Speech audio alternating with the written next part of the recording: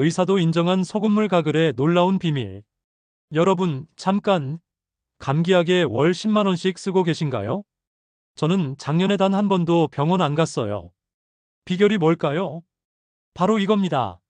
부엌에 있는 이 평범한 소금이 제 건강 지킴이에요. 지금부터 10년간 검증된 소금물 가글의 충격적인 비밀을 공개합니다. 저는 지난 10년간 이 방법을 써왔는데요. 정말 신기할 정도로 감기에 안 걸렸어요. 그리고 최근에 관련 연구 자료들을 찾아보니 과학적으로도 입증된 내용이더라고요.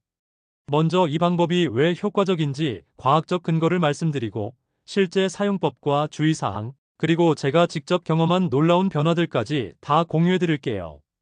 일부 소금물 가글의 과학적 근거.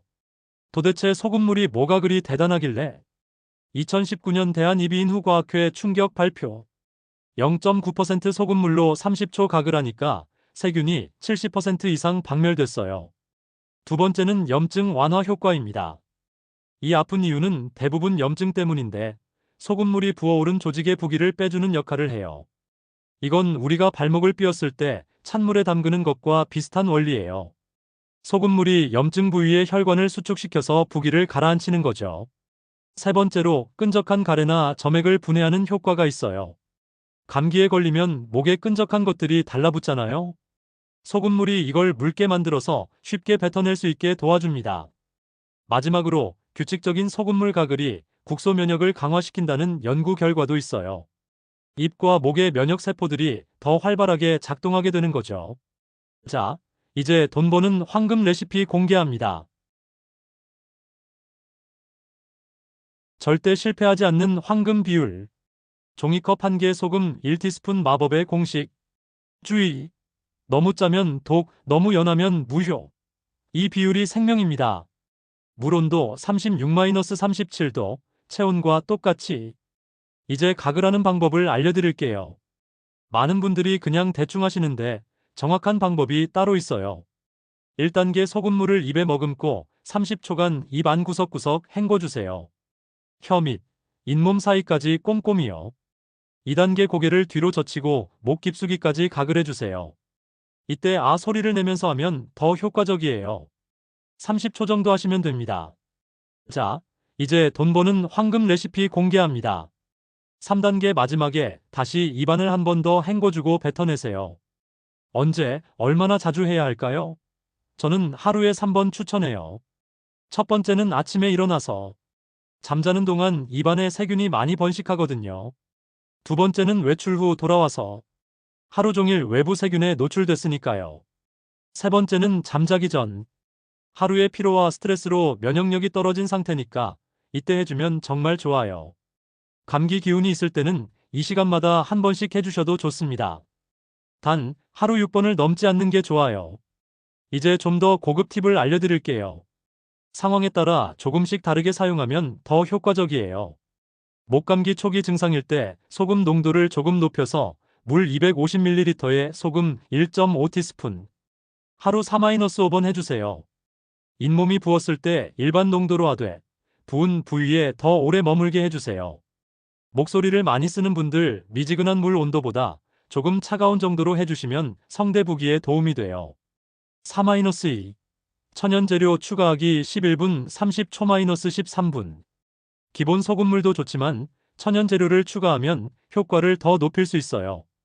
첫 번째, 베이킹소다 추가 소금 1티스푼에 베이킹소다. 반 티스푼을 추가하면 세균 제거 효과가 더 좋아져요. 두 번째, 꿀 추가 소금물에 꿀 반 티스푼을 넣으면 항균 효과와 함께 목 보호 효과까지 있어요. 단, 이때는 미지근한 물에 넣어야 꿀의 효능이 파괴되지 않아요. 세 번째, 레몬즙 추가 레몬 반 개 정도의 즙을 넣으면 비타민 C 효과와 함께 상쾌함까지 느낄 수 있어요. 소금도 종류가 있잖아요. 어떤 소금을 써야 할까요? 일반 정제염도 괜찮지만 천일염이나 암염을 쓰시면 미네랄 성분 때문에 더 좋아요. 히말라야 핑크솔트는 특히 미네랄이 풍부해서 염증 완화에 더 효과적이라는 연구도 있어요. 좋은 것도 잘못 사용하면 독이 될 수 있어요. 소금물 가글의 주의사항들을 꼭 알려드릴게요. 첫 번째, 절대 삼키지 마세요. 소금물을 삼키면 나트륨 과다 섭취가 될 수 있어요.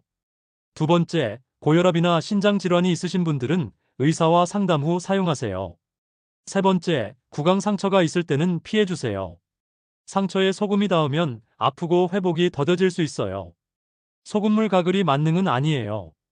이런 증상이 있으면 반드시 병원에 가세요. 3일 이상 증상이 지속될 때, 고열이 38도 이상 올라갈 때, 목에 심한 통증이 있을 때, 삼키기 어려울 정도로 아플 때는 꼭 의사 진료를 받으세요. 오늘 배운 내용을 정리해보면, 첫째, 소금물 가글은 과학적 근거가 확실한 건강법입니다. 둘째, 물 250ml에 소금 1티스푼, 하루 3번이 기본입니다. 셋째, 올바른 방법으로 해야 효과를 볼 수 있어요. 넷째, 주의사항을 지키면서 안전하게 사용하세요.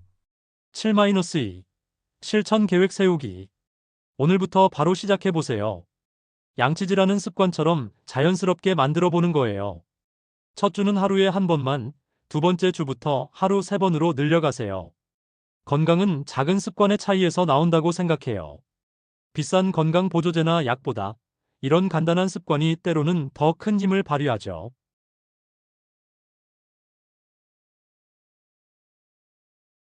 오늘 영상이 도움이 되셨다면 좋아요와 구독 부탁드려요. 여러분의 소중한 사람들에게 댓글과 공유해주세요.